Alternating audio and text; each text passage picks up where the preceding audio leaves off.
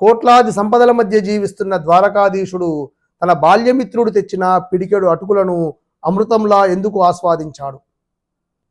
ద్వారకా నగరం వైభవానికి, సంపదకు ప్రతీక. అక్కడి రాజు శ్రీకృష్ణ పరమాత్మ. అపారమైన ఐశ్వర్యానికి అధిపతి.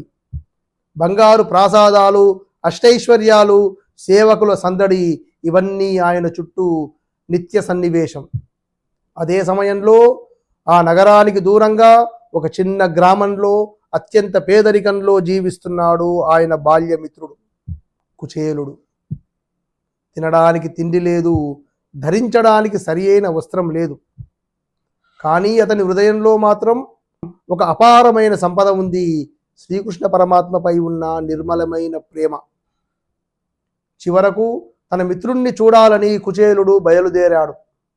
ఖాళీ చేతులతో వెళ్ళడం సరికాదని భావించి తన ఇంట్లో ఉన్న కొద్దిపాటి అటుకులను ఒక చిన్న మూటలో కట్టుకొని ద్వారకకు చేరుకున్నాడు.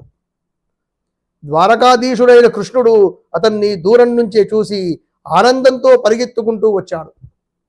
సింహాసనంపై కూర్చున్న రాజు ఒక పేద బ్రాహ్మణుణ్ణి ఆలింగనం చేసుకున్నాడు. అతని కాళ్లను స్వయంగా కడిగాడు.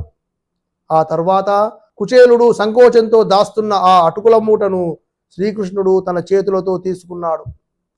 అవి సాధారణ అటుకులు కాదు, ప్రేమతో నిండిన కానుక. పరమాత్మ వాటిని ఒక్క ముద్ద తీసుకొని తిన్నాడు. ఆ పరమాత్మ ముఖంలో అపారమైన ఆనందం విరబూసింది. ఎందుకంటే ఆయన రుచి చూసింది అటుకులను కాదు, కుచేలుడి హృదయాన్ని. ఈ కథ మనకు ఒక శాశ్వత సత్యాన్ని నేర్పుతుంది. భగవంతునికి కావలసింది మన సంపద కాదు, మన భావం. ఆడంబరం కాదు, ఆత్మీయత. విలువైన కానుకలు కాదు, నిర్మలమైన హృదయం. ప్రేమతో ఇచ్చిన చిన్న కానుక ఆడంబరంగా ఇచ్చిన పెద్ద కానుక కంటే చాలా గొప్పది. పురాణాలలోని ఇటువంటి లోతైన భక్తి రహస్యాలను తెలుసుకోవాలంటే హంసవాహిని యూట్యూబ్ ఛానల్ను సబ్స్క్రైబ్ చేసుకోండి. జై శ్రీకృష్ణ.